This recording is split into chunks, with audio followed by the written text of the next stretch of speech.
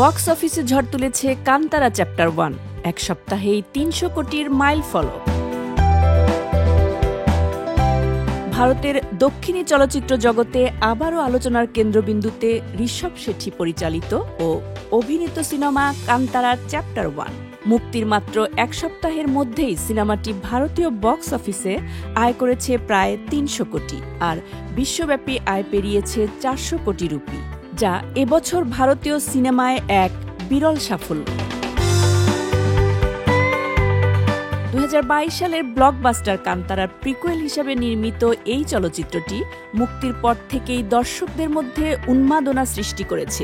ছবিটির কাহিনী ভারতীয় উপকূলীয় অঞ্চলের লোকবিশ্বাস, মিথ ও ধর্মীয় রীতিনীতিকে কেন্দ্র করে গড়ে উঠেছে, যা দর্শকের হৃদয়ে গভীর প্রভাব ফেলেছে।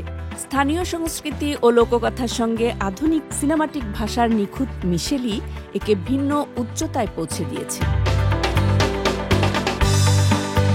সিনেমার প্রথম দিনে আয় করেছে প্রায় ৬২ কোটি আর পরবর্তী কয়েকদিন ধরে প্রতিদিনই ৩০ থেকে ৬০ কোটির মধ্যে ব্যবসা বজায় রাখে।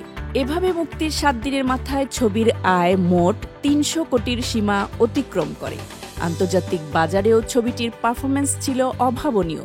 বিশ্বব্যাপী আয় ইতোমধ্যে ৪০০ কোটি ছাড়িয়েছে এবং ক্রমেই ৫০০ কোটির দিকে এগোচ্ছে।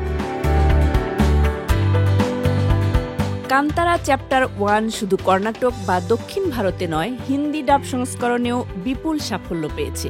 বক্স অফিসে এটি ২০২৫ সালের চতুর্থ সর্বোচ্চ আয়কারী ভারতীয় সিনেমায় পরিণত হয়েছে এবং ইতোমধ্যে কেজিএফ চ্যাপ্টার 1-এর আজীবন আয়কেও ছাড়িয়ে গেছে।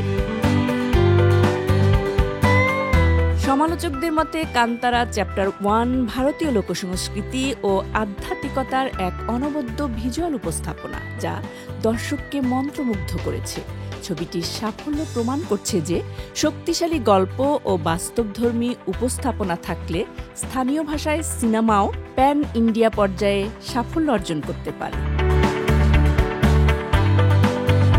ঋষভ শেট্টির এই ছবিটি এখন শুধু একটি সিনেমা নয়, বরং ভারতীয় চলচ্চিত্রে নতুন অধ্যায়, যেখানে সংস্কৃতি, বিশ্বাস ও সিনেমাটিক কৌশলের মিশেলে তৈরি হচ্ছে এক ব্যতিক্রমী দর্শন ও অভিজ্ঞতা।